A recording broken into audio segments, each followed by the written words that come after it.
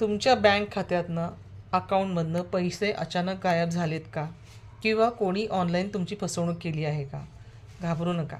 तुमचे पैसे तुम्हाला परत मिळू शकतात. फक्त तुम्हाला एकच गोष्ट करायची, ती लगेचच करायची. ते म्हणजे ऑनलाईन फसवणूक झाल्याबरोबर सायबर फ्रॉड झाल्या सगळ्यात आधी काय करायचं तर 1930 हा सरकारी सायबर हेल्पलाईन नंबर आहे. ह्याच्यावर तुम्ही कॉल करायचं किंवा लगेच त्या वेबसाईटवर जाऊन तुम्ही म्हणजे www.com cybercrime.government.in ह्या ऑफिशियल वेबसाईटवर जाऊन लगेच तक्रार नोंदवा. सगळ्यात महत्त्वाचा नियम म्हणजे पहिला नियम हा आहे की लक्षात ठेवा, फसवणूक झाल्यापासून पीक अवर्स म्हणजेच पहिल्या 2 ते 3 तासात तुमची तक्रार सायबर पोलीसकडे गेली पाहिजे. म्हणजे तुमचे जे पैसे आहेत ते सायबर पोलीस फ्रीज करतात, पुढच्या अकाउंटमध्ये जाऊ देत नाहीत आणि तुमचे पैसे वाचण्याची जवळजवळ 90% खात्री असते. त्याचप्रमाणे दुसरी गोष्ट अशी आहे की तुम्ही हा व्हिडिओ तर सेव्ह कराच आणि मित्रपरिवारासोबतसुद्धा नक्की शेअर करा, कारण सायबर क्राईम कोणासोबतही होऊ शकतो. त्यामुळे ह्याच्यासाठी हे फॉलो करा.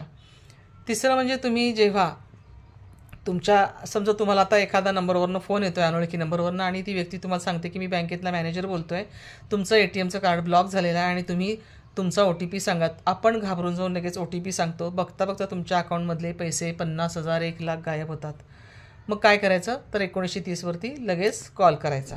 दुसरं म्हणजे जेव्हा कुरिअर पार्सल येतं तेव्हा ते म्हणतात की तुमचा ड्रेस किंवा काहीही वस्तू असेल ती रस्त्यात अडकली आहे, तर तुम्ही खालील लिंकवर क्लिक करा आणि ₹5 पाठवा, ट्रान्सफर करा. आपण नादाच्या भरात ₹5वरती लगेच ती क्लिक करतो लिंक आणि त्याच्यावरती ₹5 पाठवून देतो आणि पाठवल्यानंतर तुमच्या खात्यातनं बघता बघता ₹50,000 गायब होतात.